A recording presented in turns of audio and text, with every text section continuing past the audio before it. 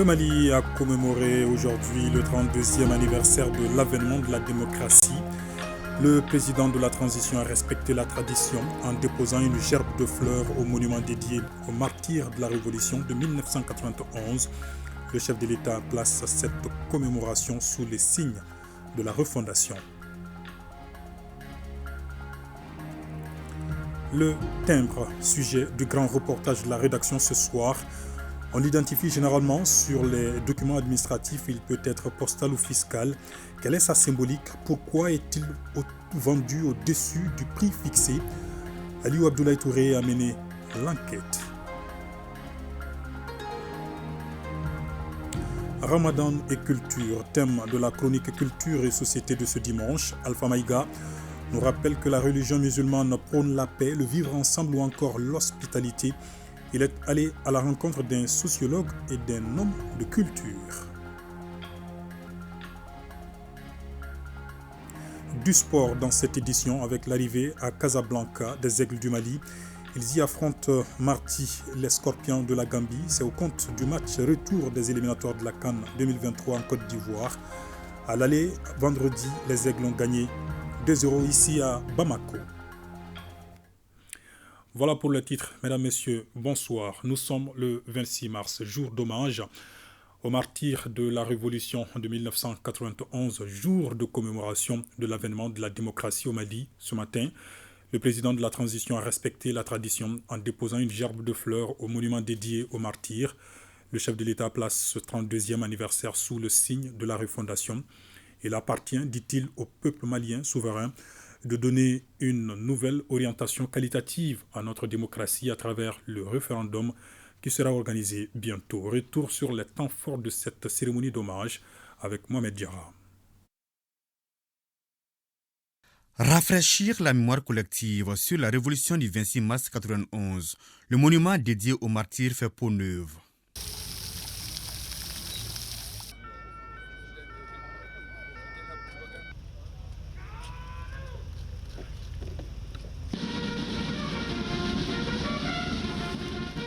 Le Mali et son président de la transition rendent hommage de la plus belle des manières aux héros et martyrs de la révolution du 26 mars 1991. Le chef de l'État reçoit les honneurs militaires.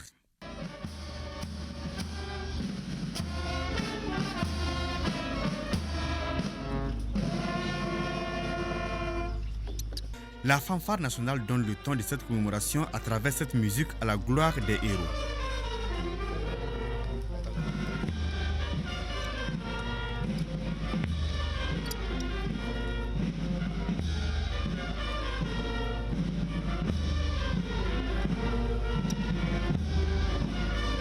En signe donc de profond respect pour l'événement historique et ses acteurs, le chef de l'État s'incline pieusement devant la mémoire des victimes après avoir sacrifié à la tradition.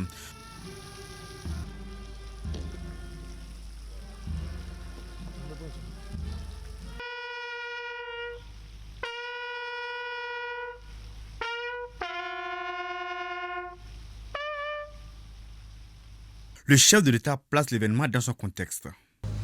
Le 26 mars est un jour mémorable, une journée dédiée aux martyrs dont leur sacrifice ultime a été le fer de lance pour l'avènement de la démocratie dans notre pays. Ce 32e anniversaire intervient dans un contexte de refondation de notre État marqué par la promulgation de la nouvelle loi électorale, la loi sur l'organisation du territoire, la mise en place de l'EGE, l'autorité indépendante de gestion des élections, mais surtout la présentation du nouveau projet de la nouvelle constitution par messieurs aux légitimes traditionnelles et aux forces vives de la nation.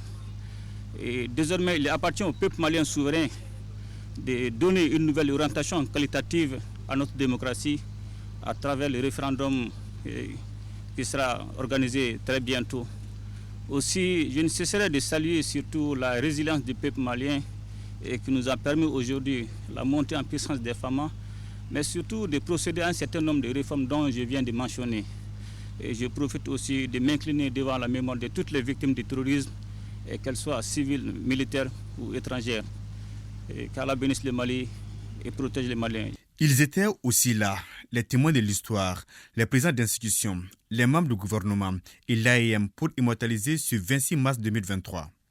32 ans de combat pour la démocratie, l'heure est donc à la réflexion afin de consolider les acquis de la lutte et de poser les jalons d'un Mali prospère. Impossible pour le colonel Assimi Goïta d'occulter les efforts du gouvernement pour soulager la population pendant ce mois de Ramadan. Le président de la transition, tout en reconnaissant la résilience du peuple malien, invite les uns et les autres à plus de solidarité. Autre fait marquant de cette journée, un débat à la pyramide de souvenirs. Il a porté sur le thème « Les institutions face à l'effritement des normes d'éthique et des valeurs au Mali ». Une conférence en présence de certains membres du gouvernement. Jules Sambou Sissoko. Au Mali, la date du 26 mars est connue comme le jour des martyrs, ceux qui sont morts suite au soulèvement du peuple en 1991 pour plus de liberté et surtout le pluralisme démocratique. À cette date anniversaire, on fait une référence spéciale aux martyrs par une commémoration à travers diverses activités. La conférence débat organisée par la direction de la pyramide du souvenir porte sur le thème « Les institutions face à l'effritement des normes d'éthique et des valeurs au Mali ».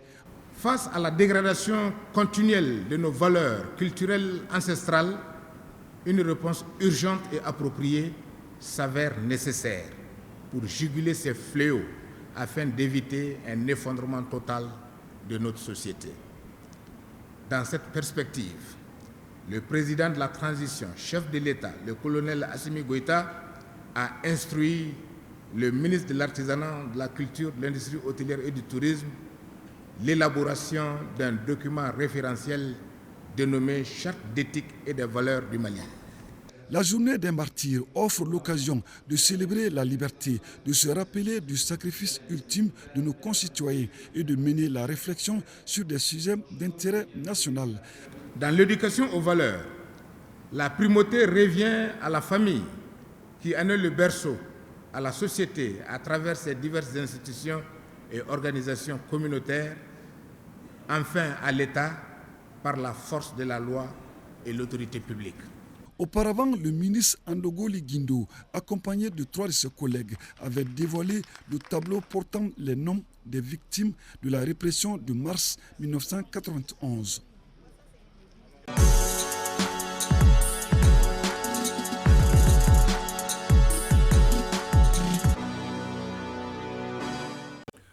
Le grand reportage de la rédaction, nous nous intéressons ce soir au timbre. On l'identifie généralement sur les documents administratifs. Il peut être postal ou fiscal. Quelle est sa symbolique? Pourquoi est-il vendu au-dessus du prix fixé? Aliou Abdoulaye Touré a mené l'enquête. Une demande administrative n'a de valeur que lorsqu'elle est timbrée, tout comme une carte d'identité nationale ou encore un passeport. Au niveau de la poste, par exemple, les enveloppes, les courriers et les colis envoyés sont revêtus d'un timbre appelé le timbre postal. Un timbre postal est un moyen d'affranchissement. L'affranchissement, c'est quoi?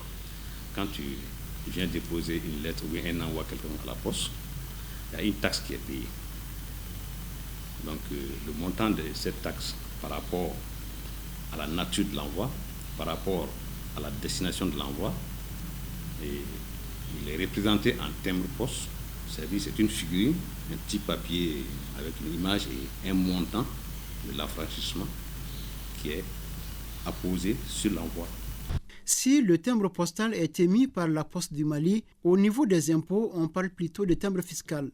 Le timbre fiscal, c'est une marque, c'est une figurine officielle destinée à prouver qu'un contribuable, un usager administré a bien payé à une collectivité vraiment certaines catégories d'impôts, de taxes ou de droits ou d'amendes.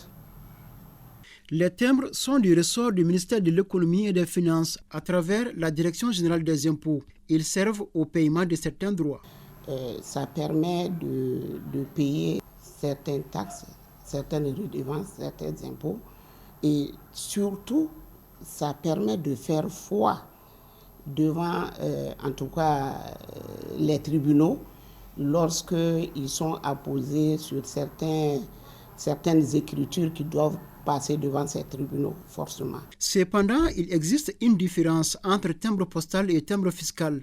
C'est que les timbres postaux sont également sous forme de vignettes adhésives, conventionnelles. Ces timbres sont émis par une administration postale et ces timbres sont destinés à franchir les envois.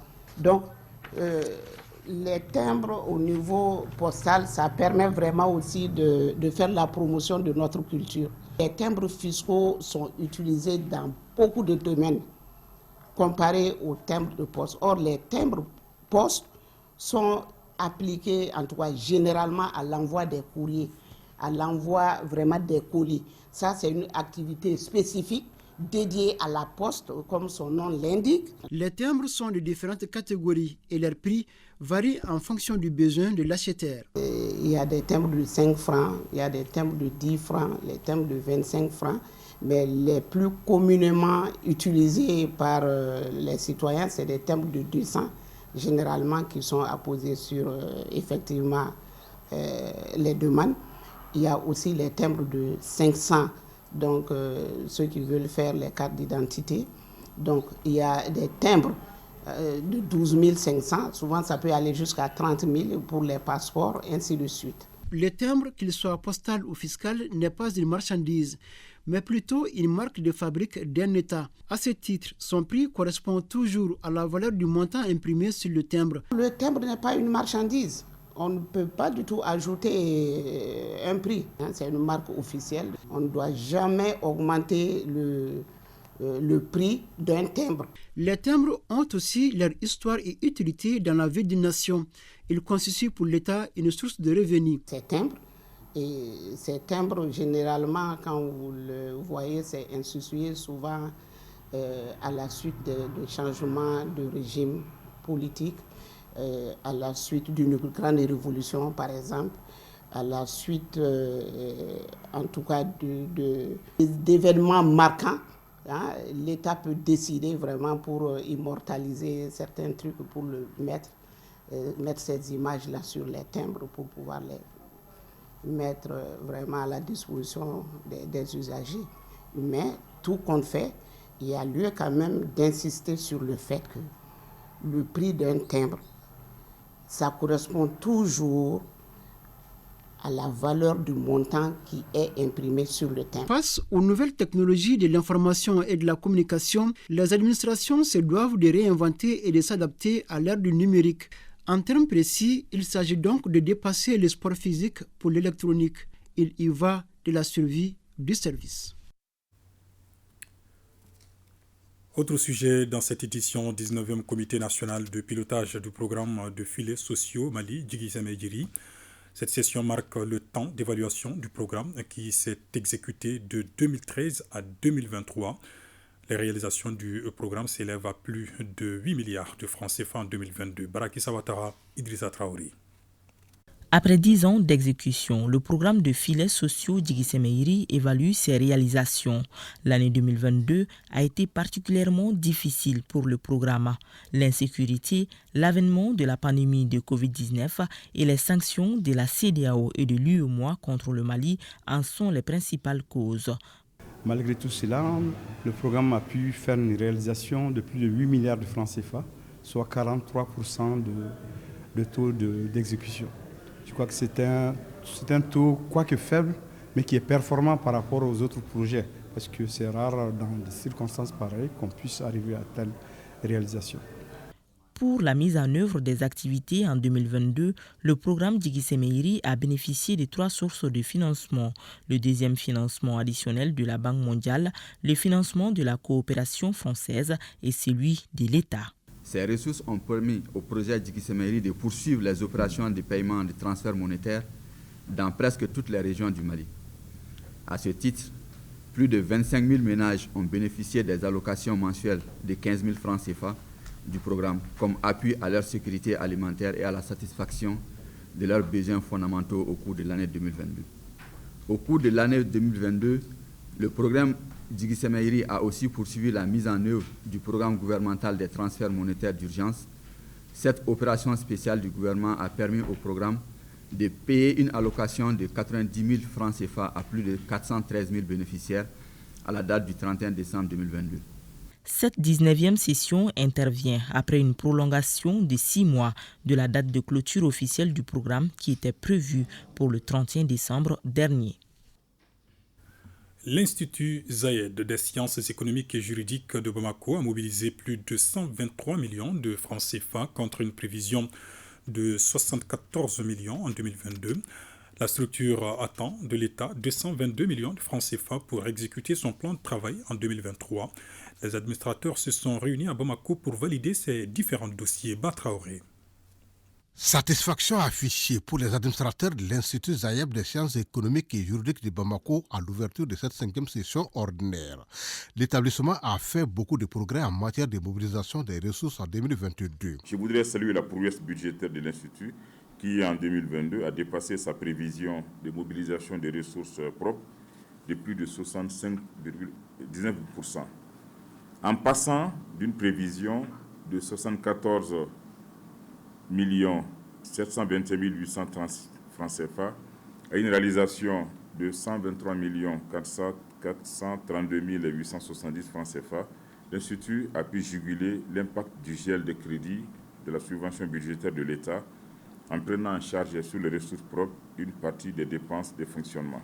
En 2023, l'État doit accorder à l'Institut Zayed une subvention de 222 millions de francs CFA, ce qui va permettre à la structure de mener des activités de formation, de recherche et de sensibilisation conformément au plan de travail. La première activité, c'est d'assurer cette année, sans qu'il y ait des perturbations sur le plan dur, d'assurer d'abord cette formation pour que les étudiants puissent avoir vraiment ce dont ils ont besoin en termes de connaissances, en termes de savoir.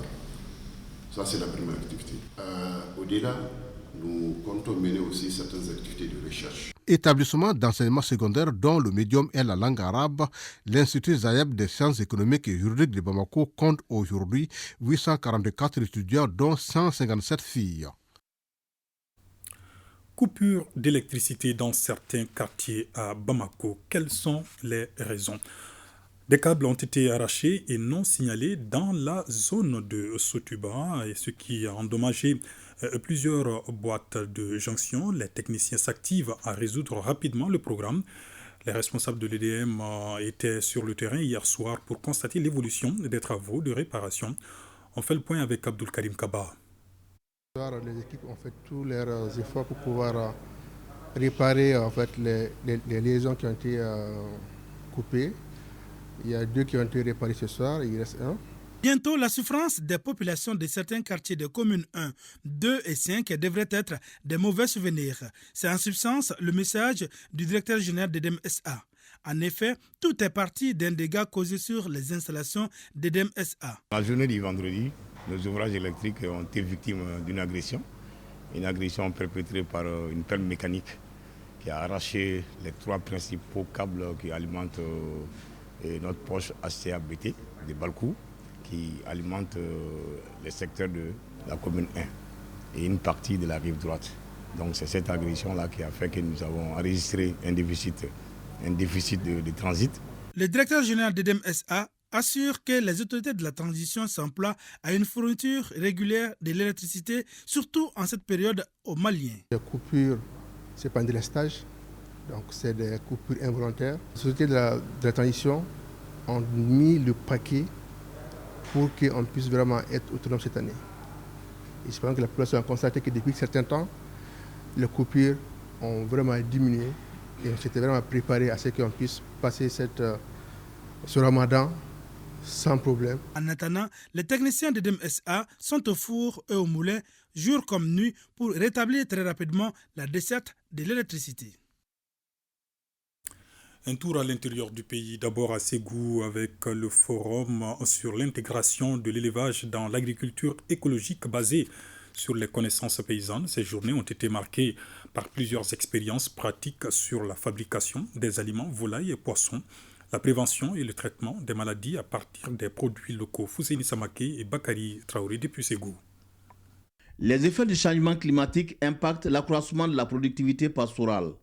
C'est pour trouver des solutions durables dans le cadre de la résilience des paysans que le réseau Wassamali et ses partenaires échangent sur les connaissances basées sur l'agroécologie paysanne au Mali.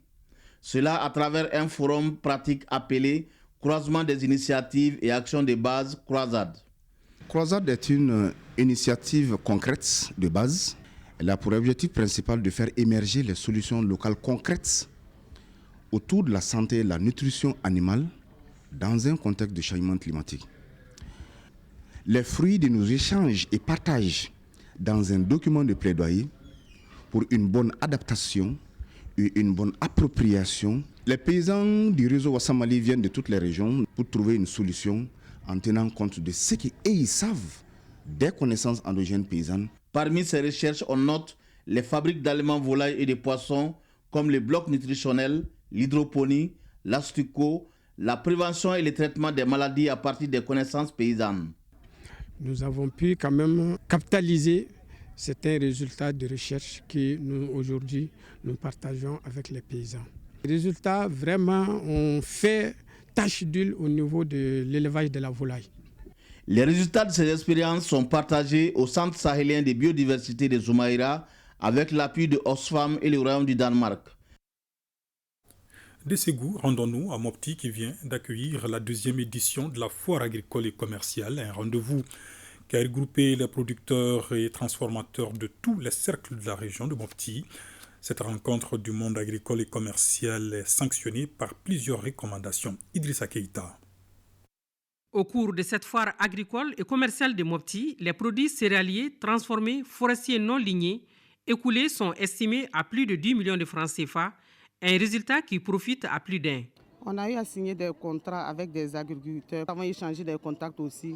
Donc ça va nous permettre de passer mieux nos commandes. Les produits qu'on a amenés, les 90% ont été vendus sur place actuellement. Il y a des achats en gros avec nous pour pouvoir aller revendre. Nous avons d'ailleurs 8 65 020 francs pour les produits agricoles, 1 860 275 pour les produits agroalimentaires transformés, 209 400 francs pour les produits forestiers non lignés. Donc c'est ça qui nous donne effectivement un bilan global de 10 134 695 francs CFA. Il ressort aussi que malgré ce résultat, des défis demeurent. Vous avez vu dans l'intervention d'une de nos femmes transformatrices qui aurait souhaité que des événements de ce genre soient délocalisés. Donc que la plateforme s'investit dans ce sens pour rapprocher ces événements de commercialisation aux communautés qui sont les cibles pour nous. Les producteurs et transformateurs venus de tous les cercles de la région ont formulé plusieurs recommandations à l'issue de cette foire. Il faut également diversifier les acteurs. La plupart des acteurs, des invités sont constitués à 70% des transformatrices.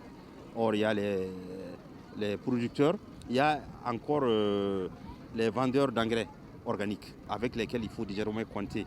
Cette foire de 4 jours, initiée par FUTV Futur Mali Sougouiroua dans la zone du Delta et pilotée par Care Mali, Amassa Afrique Verte et Empour Sahel, bénéficie de l'appui financier de l'USAID. Un reportage signé Aminata Touré. Rendons-nous à présent à Tombouctou, où a été lancé le projet intitulé Stabilisation et paix. Il est exécuté par l'ONG Ardil sur une durée d'1 an. Il coûtera 450 millions de francs CFA et cible essentiellement la jeunesse. Yaya Tandina. 4 micro-projets au bénéfice de 4 communes du cercle de Tombouctou, à savoir Lafia, Alafia, Brominali et Tombouctou, afin d'éviter à la jeunesse d'entendre les sirènes des groupes armés. D'une valeur de près de 450 millions de francs CFA, ce projet servira à la réalisation d'un centre multifonctionnel pour la jeunesse de Tombouctou, des travaux de clôture du second cycle de Brominali, la réalisation d'une adduction d'eau à Lafia et la construction de la maison des jeunes à Toya. Ces projets sont financés par la GIZ à travers la coopération allemande et exécutés par l'ONG Ardil, Action pour la recherche et les initiatives de développement local. C'est un processus de négociation qui a duré sur des années entre collectivités, entre bénéficiaires, l'ONG et le partenaire technique et financier. Stabilisation parce que toutes ces impactures servent à maintenir la jeunesse en place. Ils ne vont pas en exode, ils vont échapper à l'emprise des groupes armés qui peuvent les enrôler. Je tiens à vous remercier pour tous vos efforts et services rendus à nos communautés. Sans oublier la GIZ qui ne ménage aucun effort pour accompagner les initiatives de développement local. Le lancement de ce projet d'appui à la stabilisation et la paix d'une durée de 12 mois était couplé à la pose de la première pierre du centre multifonctionnel de la jeunesse de Tombouctou. Nous allons tout faire pour essayer de suivre réellement les travaux, pour que réellement tout ce qui est dans le plan puisse être exécuté, pour que vraiment nous sentons réellement que c'est un travail qui est bien fait. Je puis vous assurer d'ores et déjà de la disponibilité et de l'accompagnement des responsables administratifs et politiques du cercle de Tombouctou. Ces travaux seront réalisés en 120 jours par l'entreprise BTP Build Africa et sous la supervision des jeunes et de la mairie.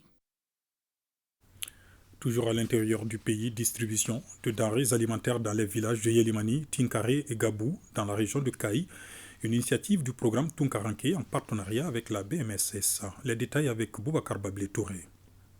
Les 3 camions remplis de denrées alimentaires ayant pris le départ la semaine dernière sont arrivés à bon port à Yelimani, Tinkaré et Gabou dans la région de Kaï. Il s'agit d'un premier convoi d'une série qui s'inscrit dans le cadre du concept Point Diaspora du programme Tunkaranke en partenariat avec la Banque malienne de solidarité BMSSA. Un départ donné lors d'une cérémonie qui a regroupé au siège de la BMSSA les représentants des ministères en charge de la communication, des Maliens établis à l'extérieur, de l'économie et des finances, ainsi que le personnel de l'institution financière. Voici parmi tant d'autres les solutions imaginées par l'équipe du programme Tunkaranke. Plus généralement, pour la diaspora, des solutions innovantes pour leur bancarisation. Pour le village, l'installation de comités villageois pour l'animation économique. Pour les banques, faciliter la construction d'une chaîne de valeur au service de la population. Pour les PME, offrir un paquet de services du monde entier. Toute une joie pour les populations de ces localités qui voient en cette initiative du programme Tunkaranke un début de relance des activités génératrices de revenus par et pour les communautés à la base. Ces denrées qui serviront à approvisionner les boutiques dans les villages sont stockées dans des magasins qui seront gérés par les comités villageois mis en place dans chacune de ces localités. On est très heureux aujourd'hui. Personne ne viendra développer le village à notre place. Nous allons tout faire pour la réussite de l'initiative qui est la nôtre. Sans la sécurité alimentaire, pas de paix, pas de développement. L'initiative a contribué à l'emploi des jeunes. Nous remercions le programme Tunkaranke. Toute activité en lien avec l'aide et le développement, nous soutenons. En ce qui concerne nous, représentants de l'État, l'accompagnement ne fera pas défaut. Ce concept Point Diaspora du programme Tunkaranke se veut un moyen efficace de lutte contre l'immigration clandestine à travers un développement harmonieux dans les villages au dire du promoteur. Présentation de la stratégie nationale d'efficacité énergétique et d'étiquetage pour les réfrigérateurs et climatiseurs domestiques au Mali. Une initiative du projet refroidissement respectueux de l'ozone et du climat en Afrique de l'Ouest et centrale. Bokari Koulibaly pour les détails. Le projet refroidissement respectueux de l'ozone et du climat en Afrique de l'Ouest et centrale ROCA vise à soutenir les actions de lutte contre le changement climatique. C'est aussi un projet qui favorise la transition énergétique vers un mode de vie durable à faible émission de carbone. Pour l'atteinte de ces objectifs, une étude a été menée dans ce sens, d'où la tenue de cette présente cérémonie. Cette étude contribuera réellement à sensibiliser les acteurs à aller vers l'efficacité énergétique dans le domaine de la réfrigération et de la climatisation et surtout l'étiquetage. Nous voulons vraiment sensibiliser et faire comprendre aux gens qu'il faut aller vers les technologies ou les équipements plus énergétiques et sobres en carbone. Au niveau du département de l'environnement, cette étude contribue énormément à la facilitation de la mise en place de la stratégie énergétique du pays. L'étude va permettre d'asseoir une bonne stratégie d'efficacité énergétique pour le pays. C'est le secteur de l'énergie qui a en fait cette tâche d'élaborer cette stratégie nationale d'efficacité énergétique. Donc nous, ça va être un apport pour cette stratégie nationale. Le projet ROCA, faut-il le rappeler, est un projet allemand existant dans 4 pays d'Afrique, à savoir le Mali, le Sénégal, le Burkina Faso et le Cameroun. Il est mis en œuvre par la GIZ et financé par l'Union européenne. Chapitre santé dans cette édition, avec d'abord la journée mondiale de la lutte contre le glaucome, l'association malienne de lutte contre la maladie, rencontre la presse autour du thème « Le dépistage est primordial ». Occasion pour les conférenciers de faire l'état de la maladie au Mali et ses multiples conséquences sur la population. Maïmouna Guindo. Plus de 70 millions de personnes sont atteintes du glaucome dans le monde. Face à l'ampleur de la maladie, le 12 mars de chaque année est retenu par les Nations Unies comme une journée d'action et de sensibilisation de la population.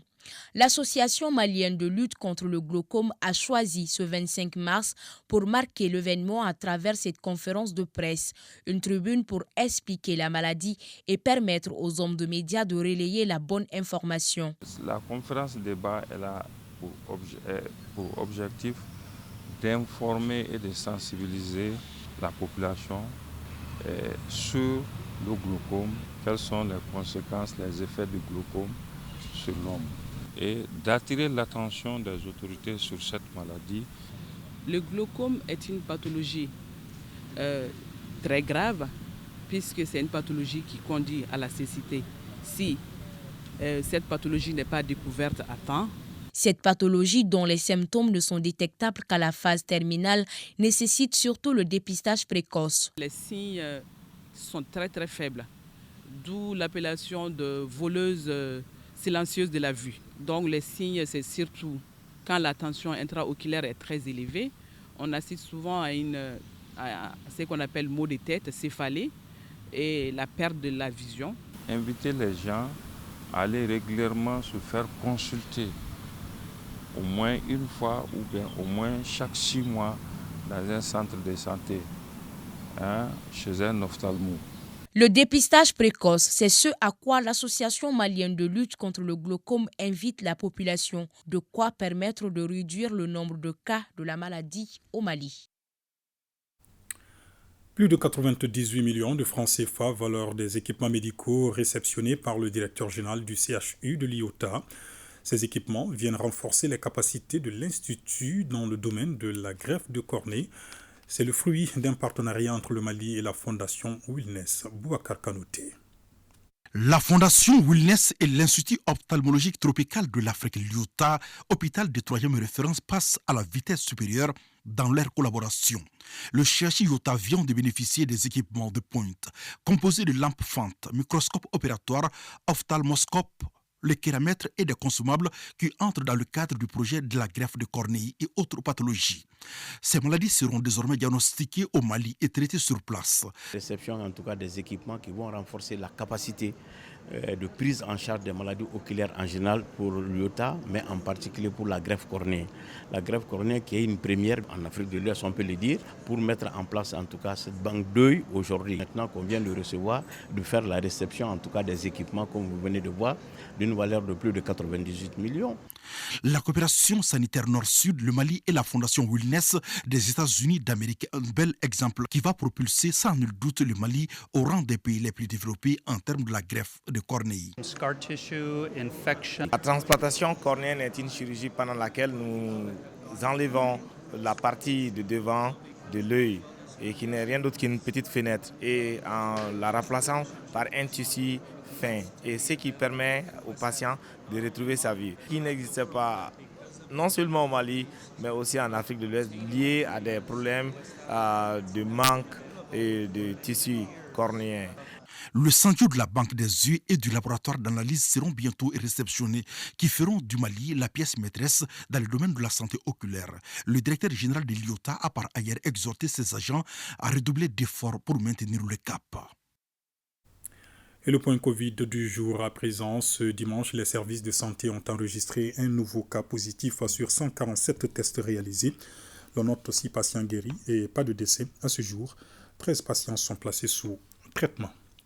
La problématique du financement des PME, PMI et des projets d'investissement des jeunes diplômés, sujet au centre d'une conférence organisée par l'Institut Simone Finance et Management International. On en sait plus avec Jules Sambou Sissoko. L'ISFMI est en phase avec les préoccupations des étudiants terminalistes. Le thème de cette conférence en est l'illustration parfaite. La problématique du financement des PME-PMI et des projets d'investissement des jeunes diplômés, contraintes rencontrées et opportunités offertes par les banques maliennes et les institutions de financement. Les PME-PMI représentent la grande majorité des entreprises et sont les moteurs de la croissance et de la création de l'emploi. Quant à l'auto-emploi des jeunes diplômés, il constitue assurément une option dans la lutte contre le chômage des jeunes diplômés. Quelles solutions à court, moyen et long terme? La conférence a été densifiée par des éminents spécialistes et experts des finances et investissements. La volonté et des politiques volontaristes sont préconisées. Nous sommes dans un pays d'opportunités exceptionnelles et il faut considérer pour les cueillir en froid et foncer vers notre avenir. Les PME, tout comme les jeunes diplômés maliens, sont également confrontés à des obstacles politiques et juridiques tels que les restrictions légales, les règlements et les contraintes fiscales qui limitent leur capacité à accéder aux capitaux et à obtenir des prêts bancaires. Une jeunesse bien formée et insérée dans le circuit économique est une priorité des autorités de la transition. C'est des espaces comme ça qui peuvent permettre de créer chez les jeunes la passion de l'entrepreneuriat. Le mercredi prochain, nous allons lancer les fonds phares pour accorder des prêts aux jeunes entrepreneurs. Il y en a deux types. Ceux qui ont déjà leur entreprise en marche vont pouvoir bénéficier d'un prêt de 7 millions. Ceux qui sont nouveaux vont pouvoir bénéficier d'un prêt de 5 millions. Mais là, nous avons ajouté d'autres critères sur la base de l'expérience de la pêche. Plusieurs responsables de structures étatiques et privées ont apporté des éclairages sur les opportunités au profit des jeunes du Mali. 5e édition du magazine à la découverte des leaders, 4e conférence nationale du parti Élément. Célébration du 8 mars par les communautés maliennes et guinéennes établies au Maroc. Des sujets rassemblés et commentés ici par Bokari Koulibaly. Tenue de la 5e édition du magazine à la découverte des leaders MadLead, rencontre au cours de laquelle plusieurs leaders de différents domaines ont été honorés. Notre équipe poursuit régulièrement sa mission de dénicher et ou de mettre en lumière ces hommes et femmes de valeur qui font preuve d'un leadership avéré et ses vertus à impacter positivement la communauté. Consolider les acquis dans un environnement hostile aux partis politiques, c'est le thème sur lequel s'est tenue la 4e conférence nationale du parti Yéléma Les Changements. L'assise a vu la participation des délégués venus de toutes les sections du parti. Notre parti a décidé de soutenir la réussite de la transition, et cela sans contrainte ni pression et en toute responsabilité. Nous continuerons donc à soutenir la réussite de la transition dans la vérité et dans la transparence. Ils sont réunis ici, les experts, pour échanger et soumettre des recommandations pour une bonne organisation du secteur des médias au Mali. Aussi, au cours de cette rencontre, il sera question du traitement de l'information et du rôle de la presse en situation de crise. Ce cadre d'échange est lié en tout cas aux manifestations de vérité à travers la presse. Alors nous savons aujourd'hui que lorsque vous écoutez les réseaux sociaux, n'est-ce pas, les communicateurs en général, alors il y a beaucoup d'informations qui circulent aujourd'hui. Alors nous voulons un peu préparer l'opinion publique, n'est-ce pas, notamment la jeunesse, n'est-ce pas, alors pour mieux appréhender la réalité des faits lorsque un événement est traité par les journalistes ou par les chroniqueurs en général. Au Maroc, la communauté malienne et guinéenne ont célébré avec faste la Journée internationale de la femme. Une célébration qui a vu la présence effective de 2 ambassadeurs. Aussi a-t-elle été marquée par des prestations d'artistes, des défilés de mode, entre autres.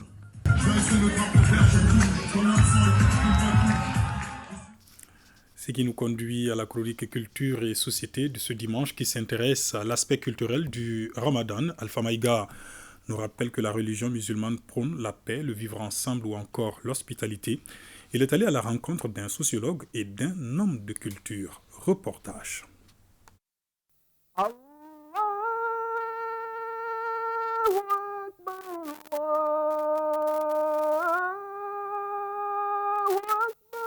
Le Ramadan est le mois du jeûne musulman. Jeûner est une culture, la culture de la paix. Ce concept est directement lié au vivre ensemble. C'est un ensemble de comportements qui définit l'individu dans le groupe. L'individu dans le groupe doit vivre en respectant les normes sociales, les normes définies par la société. Donc dès lors qu'on respecte ces normes sociales, on est dans le vivre ensemble. L'occasion de montrer sa compassion, l'occasion de montrer son ouverture d'esprit, l'occasion de prêcher la paix, l'occasion de rapprocher les autres, de connaître ses parents, ses voisins, ses amis et de leur montrer qu'on est ensemble dans une société où il faut bon vivre. La paix exige une reconnaissance de l'autre. L'acte qui traduit cette orientation est celui du partage, qui doit s'effectuer de manière raisonnable. Tout le monde n'a pas les mêmes moyens.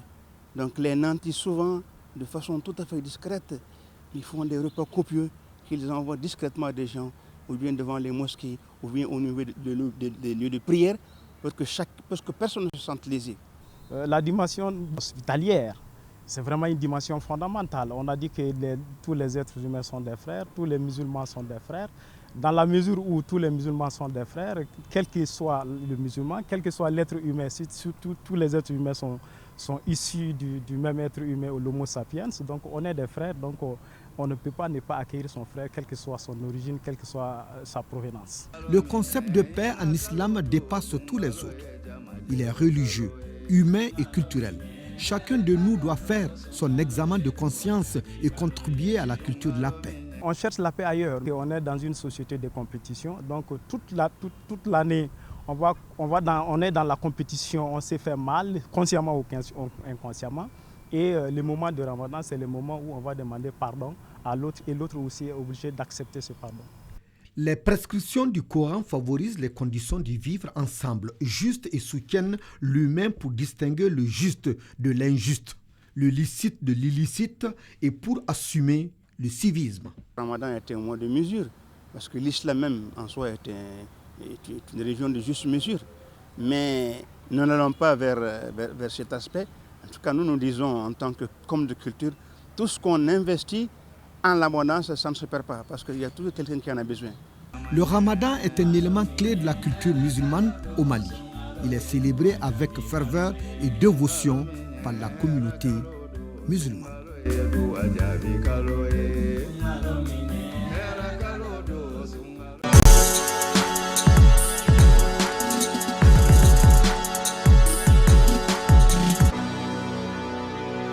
L'actualité des sports, c'est avec Kodji Sibi en plateau avec moi. Bonsoir Kodji. Bonsoir Ibrahim, bonsoir à tous. Les Aigles du Mali sont arrivés à Casablanca au Maroc où ils affrontent mardi les Scorpions de la Gambie. C'est au compte des éliminatoires de la CAN 2023.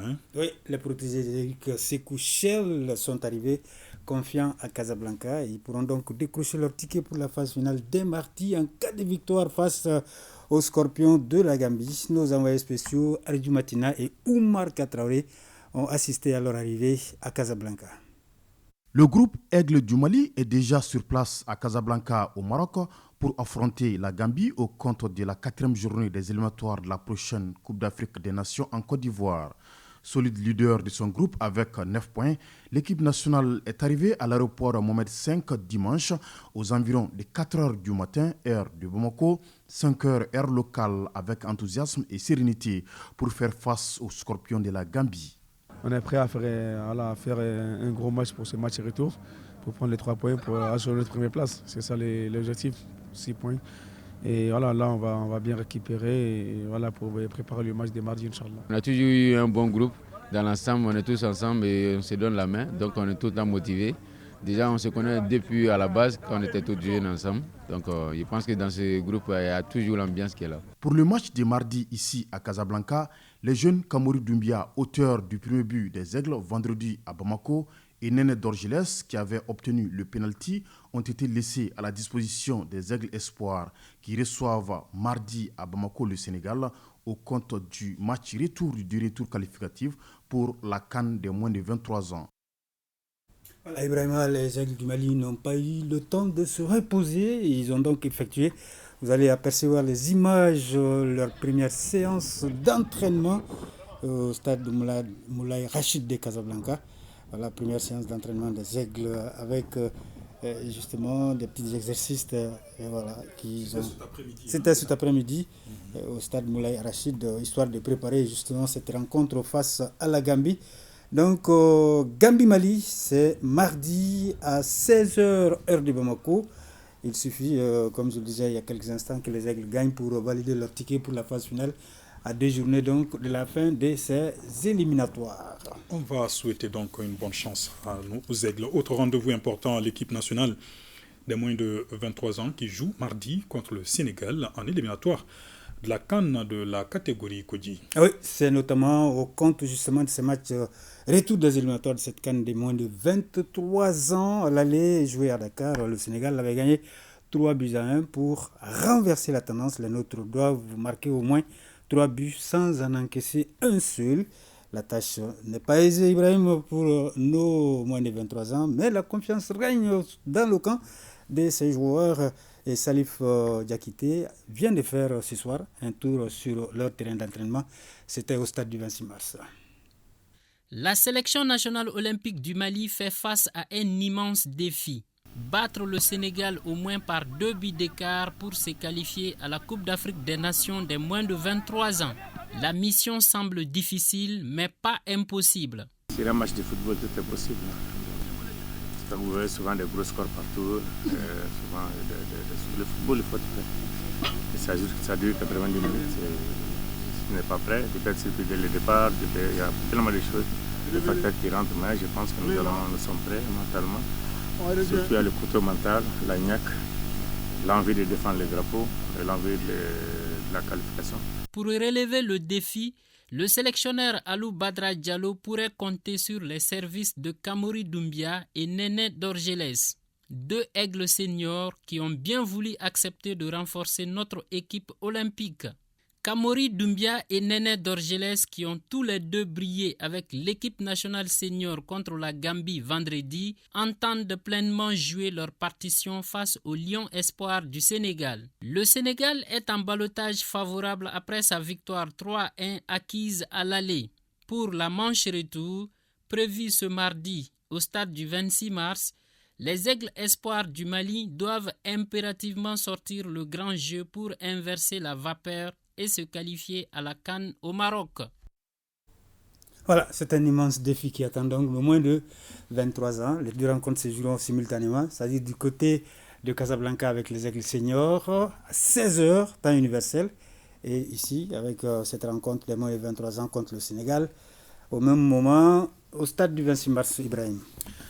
L'ancien gardien et capitaine des Aigles, Ousmane Farota, décédé hier, a été conduit aujourd'hui en sa dernière demeure. Oui, le monde sportif a tenu à lui rendre un dernier hommage, celui qui a été un exemple de courage et de bonne conduite. Et Abdul Karim Kaba a assisté à la cérémonie suivante. Sportif dans l'âme, il était très serviable. Ousmane Farota incarnait la sagesse, l'humilité et gros travailleur. Ousmane Farota était ce trait d'union entre les membres de sa famille, ses collègues et ses coéquipiers. Aimable et respectueux. Vraiment, nous, pas de mots pour qualifier, parce qu'il avait toutes les bonnes qualités, vraiment. 4e de la CAN 1994 en Tunisie, lors de cette compétition, Ousmane Farota s'est révélé au grand public après une compétition mémorable.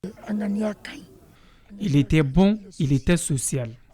Notre génération de Tunis 94, il était notre leader. C'est lui qui nous motivait. Même Tunis 94, c'est Farota. C'est grâce à lui que le football malien a été relancé. Après 72, 20 ans après. 22 ans, Tunis 94. C'est lui qui était notre leader. C'est lui qui venait nous encourager, nous motiver de A à Z. En famille, Ousmane Farota était plus qu'un exemple. Et cela dans toutes les circonstances. Ousmane, dans la famille, était un tout. Il est respectueux, il s'occupe de tout le monde. Très joyeux. Moi, personnellement, je ne l'ai jamais vu en colère. Quelles que soient les circonstances, Ousmane était resté paisible. C'est quelqu'un qui sillonnait tous les parents, chaque dimanche, comme je l'ai dit. Donc nous perdons un frère, nous perdons un ami, nous perdons un grand homme. L'ancien champion du Mali avec l'ASRL de Bamako, du Stade malien de Bamako et demi-finaliste de la Coupe d'Afrique des clubs champions avec Ismaili d'Égypte, Ousmane Farota, ancien capitaine des Aigles du Mali, repose désormais au cimetière de Sabalibougou. Il laisse derrière lui une veuve, 3 filles, des parents, amis, collègues et des fans éplorés. Voilà, nous disons tout simplement dors en paix, capitaine. Amen. Merci beaucoup, Kodji. Merci, Ibrahim. 2 rendez-vous à ne pas manquer dans nos programmes ce soir. Tout à l'heure, Défense citoyenne avec Abdoulaye Sakou. Et question d'actualité en Bamanakan sur le contenu du projet de constitution du Mali. C'est avec Cheikh Oumar Sangaré et ses invités. Ainsi va l'actualité ce soir. Merci pour votre fidélité. Très bon moment de télévision en notre compagnie. Bonsoir et bon début de semaine.